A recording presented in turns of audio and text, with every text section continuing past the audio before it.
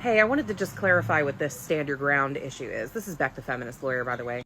So the only thing stand your ground does is it eliminates the duty to effectuate a retreat when attacked before defending yourself in kind. So first off, let's talk about the privilege of self-defense. If you are attacked, you have the privilege to answer that attack or defend yourself with reciprocal force, only reciprocal force. So if someone comes at you with fists, you can answer with fists. If someone comes at you with a slap in the face, you can answer with a slap in the face.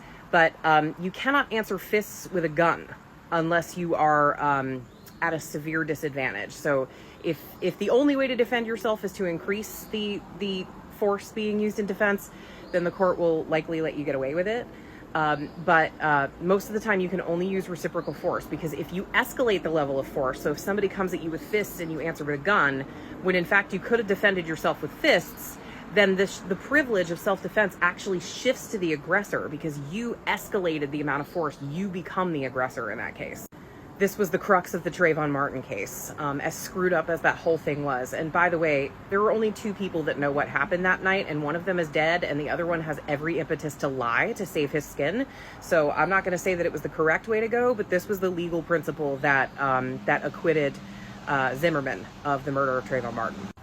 He said he came with no force. Trayvon Martin escalated to deadly force by slamming his head into the concrete, and that made Trayvon Martin the aggressor. And then Zimmerman was able to answer in kind because of stand your ground. He didn't have to try to effectuate a retreat before answering in kind. So he answered with deadly force, and that's why he was acquitted of the murder. So again, the only thing stand your ground does is it eliminates the duty to try to effectuate a retreat before answering in kind.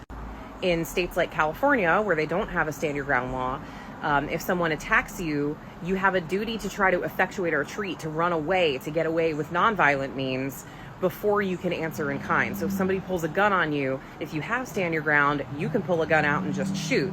If you don't have stand your ground, you have a duty to try to effectuate a retreat and get away before you shoot.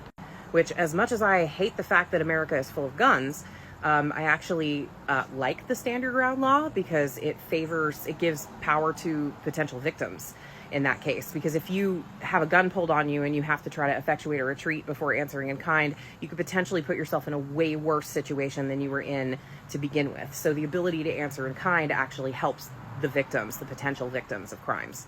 And don't forget, in order to give rise to self-defense, the danger has to be immediate. It's got to be imminent. It's got to be right in front of you. It's not theoretical. It's got to be someone is attacking you right now.